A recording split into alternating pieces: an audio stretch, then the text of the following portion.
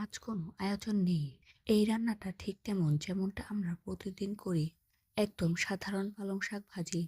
কিন্তু ঠিক এই সাধারণটাই মানুষ শেষ পর্যন্ত দেখে যেতে পারে। প্রথমেই পালং শাক নিতে হবে। পালং শাকের গুঁড়া ভালো করে দেখে নিতে হবে। মরা পাতা, হলদে পাতা আলাদা করে ফেলে দিয়েছি। এই জায়গায় একটু সময় দিলে পরের রান্নাটা ভালো হয়। এখন পালং শাক খুব ভালো করে ধুয়ে নিয়েছি। একবার ধুলেই হবে না, ২ থেকে ৩ বার পরিষ্কার পানিতে ধুতে হবে। কারণ শহরের বাজারের শাকে ময়লা লুকিয়ে থাকে। শেষ ধোয়ার পর পানি ঝরিয়ে নিতে হবে। একদম শুকনো না, শুধু বাড়তি পানি যেন না থাকে। এখন পালং শাক কুচি করে নিতে হবে। খুব চিকন না, আবার খুব মোটা না। যেভাবে ঘরে করি ঠিক সেভাবেই কাটা হয়ে গেলে আলাদা করে রেখে দিয়েছি। এখন পেঁয়াজ কুচি। পেঁয়াজ খুব বড় কুচি না, মাঝারি সাইজে কুচি করে নিয়েছি। রসুন কুচি একটু ছোট হলে ভালো। কাঁচামরিচ কুচি নিজের ঝাল অনুযায়ী। এখানে ঝাল বেশি বা কম কিছুই জোর করে বলা নেই। সব উপকরণ একপাশে সাজিয়ে রেখেছি, কারণ রান্নার সময় খোঁজাখুঁজি ভালো লাগে না। এখন চুলায় কড়াই বসিয়ে নিয়েছি। চুলা মাঝারি আঁচে রেখে দিয়েছি। তেল দিয়ে দিয়েছি পরিমাণ মতো। খুব বেশি না, আবার কমও না। তেল গরম হতে একটু সময় দিলাম। তেল গরম হলে আগে দিয়ে দিব কাঁচামরিচ কুচি। একটু নেড়ে নিলাম। তারপর দিয়ে দিলাম পেঁয়াজ কুচি। পেঁয়াজ নরম হতে শুরু করবে। এই সময় তাড়াহুড়ো করা যাবে না।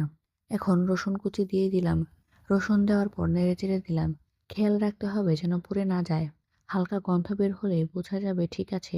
এই জায়গায় অনেকেই ভিডিও স্কিপ করে, কিন্তু এখানেই আসল স্বাদ তৈরি হয়। এই নেড়েচেড়ে নেওয়াটাই পালং শাক ভাজির মূল। এখন কাটা পালং শাকগুলো দিয়ে দিয়েছি। একসাথে সব দিয়ে দিয়েছি। প্রথমে দেখলে মনে হবে শাক বেশি লাগছে, কিন্তু একটু পরেই বসে যাবে। এখন খুব ভালো করে নেড়েচেড়ে দিতে হবে। চামচ দিয়ে নিচ থেকে উপর পর্যন্ত তুলতে হবে। শাক যেন তেলের সাথে মিশে যায়।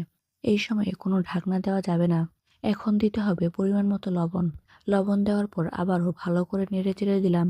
কারণ লবণ পড়লে শাক থেকে পানি ছাড়বে। এই পানিটাই স্বাভাবিক। এখানে ভয় পাওয়ার কিছু নেই। এই পানির মধ্যেই শাক রান্না হবে। এখন চুলার আঁচ মাঝারি রেখে দিয়েছি। কিছুক্ষণ পর দেখা যাচ্ছে পানি জমেছে। এই সময় বারবার নাড়াচাড়া করা যাবে না। একটু পর পর নেড়ে দিলেই যথেষ্ট। শাকের রং একটু গাঢ় হবে।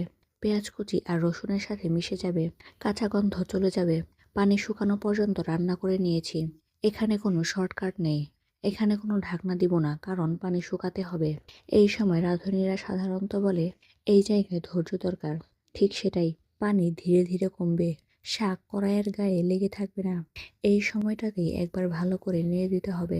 শাক যখন শুকনো দেখাবে, আর কোনো পানি থাকবে না, তখন বুঝে নিতে হবে রান্না শেষের দিকে। আরেকবার স্বাদ দেখে নেওয়া যাক, লবণ ঠিক আছে কিনা। প্রয়োজন হলে খুব অল্প যোগ করে নিয়েছি। এখন চুলা বন্ধ করে দিয়েছি। আর বেশি রান্না নয়। চুলা বন্ধ করে নামিয়ে নিয়েছি। কড়াই থেকে নামিয়ে নিয়েছি। এই পালং শাক ভাজি ঠিক এমনই হয়। কোনো বাড়তি কিছু নেই, কোনো নাটক নেই। আজ কোনো আয়োজন নেই, শুধু পালং শাক ভাজি আর গরম ভাত। এই সাধারণ খাবারটায় অনেকের দিন ঠিক করে দেয়।